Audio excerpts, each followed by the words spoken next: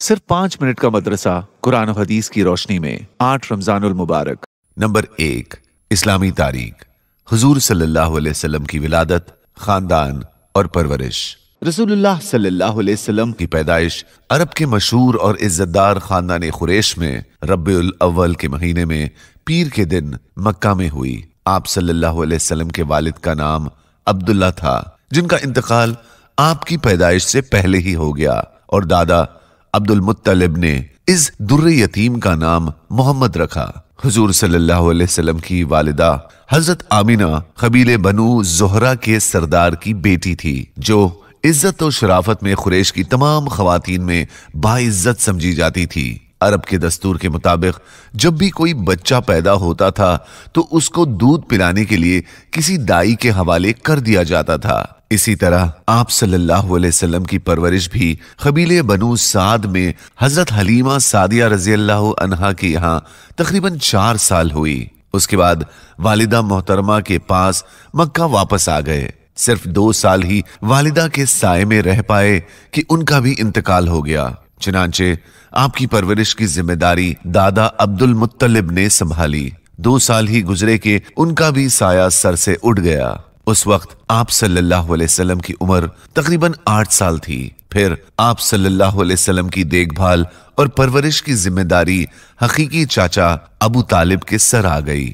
Number 2، حضور صلی اللہ علیہ وسلم کا معجزہ، کھانے میں برکت۔ حضرت انس رضی اللہ عنہ فرماتے ہیں، رسول اللہ صلی اللہ علیہ وسلم نے حضرت زینب بنت جہش رضی اللہ عنہا سے نکاح کیا تو میری ماں ام سلیم رضی اللہ عنہا نے کھانا تیار کر کے مجھے دیا کہ حضور صلی اللہ علیہ وسلم کو پیش کر دو، اور میری طرف سے سلام عرض کرنے کے بعد کہنا کہ تھوڑا سا کھانا ہے جو رسول اللہ صلی اللہ علیہ وسلم کے لیے ہے۔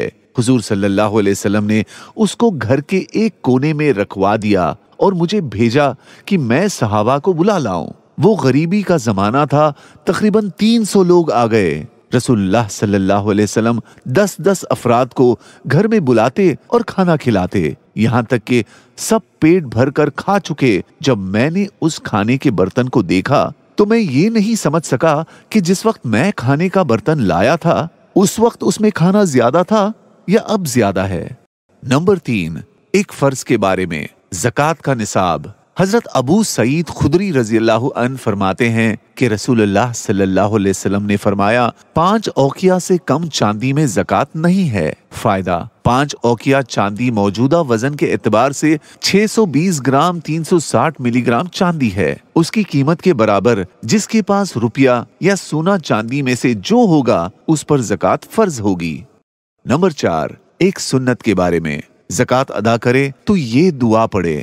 رسول اللہ صلی اللہ علیہ وسلم نے فرمایا، جب تم زکوٰۃ ادا کرو تو اس کے ثواب کو نہ بھولو اور یہ کہو، اللہم اجعلها مغنما ولا تجعلها مغرما۔ ترجمہ: اے اللہ، اس زکوٰۃ کو نفع کا ذریعہ بنا، اسے نقصان کا سبب نہ بنا۔ نمبر 5، ایک اہم عمل کی فضیلت، قرآن کے حکم پر عمل کرنے کا انعام۔ رسول اللہ صلی اللہ علیہ وسلم نے فرمایا، جو شخص قرآن پڑھے، سیکھے اور اس پر عمل کرے تو اس کو قیامت کے دن نور سے بنا ہوا تاج پہنایا جائے گا جس کی روشنی سورج کی روشنی کی طرح ہوگی۔ اس کے والدین کو ایسے 2 جوڑے پہنائے جائیں گے کہ تمام دنیا اس کا مقابلہ نہیں کر سکتی۔ وہ عرض کریں گے، یہ جوڑے ہمیں کس وجہ سے پہنائے گئے؟ ارشاد ہوگا، تمہارے بچے کے قرآن مجید پڑھنے کے بدلے میں۔ نمبر 6، ایک گناہ کے بارے میں، سونے چاندی کی زکوٰۃ نہ دینا۔ رسول اللہ صلی اللہ علیہ وسلم نے فرمایا، جو آدمی سونے چاندی کا مالک ہو اور اس کا حق یعنی زکوٰۃ ادا نہ کرے تو قیامت کے دن اس سونے چاندی کے پترے بنا کر جہنم کی آگ میں تپایا جائے گا، پھر اس شخص کے پہلو، پیشانی اور کمر کو داغا جائے گا، اور یہ داغنے کا عمل قیامت کے دن تک برابر جاری رہے گا، جس کی مقدار 50,000 سال کے برابر ہوگی، یہاں تک کہ بندوں کے درمیان فیصلہ ہو جائے گا، پھر اس کا ٹھکانہ جنت یا جہنم ہوگا۔ نمبر 7، دنیا کے بارے میں، دنیا میں ریشمی کپڑے پہننے والے۔ رسول اللہ صلی اللہ علیہ وسلم نے فرمایا، جو شخص دنیا میں ریشمی کپڑے پہنے گا وہ آخرت میں ریشمی کپڑے پہننے سے محروم رہے گا۔ نمبر 8، آخرت کے بارے میں، जन्नत का दरख्त, रसूलुल्लाह सल्लल्लाहु अलैहि वसल्लम ने इरशाद फरमाया, जन्नत में एक दरख्त है जिसके साए में एक सवार शख्स 100 साल तक चलेगा, तब भी वो दरख्त खत्म नहीं होगा। नंबर 9, तिब्बे नबवी से इलाज, तरबूज के फवायद। रसूलुल्लाह सल्लल्लाहु अलैहि वसल्लम तरबूज को तर खजूर के साथ खाते और फरमाते कि हम इस खजूर की गर्मी को तरबूज की ठंडक के जरिए और तरबूज की ठंडक को खजूर की गर्मी के जरिए खत्म करते हैं। नंबर 10, नबी सल्लल्लाहु अलैहि वसल्लम की नसीहत, जालिम को जुल्म करने से रोको।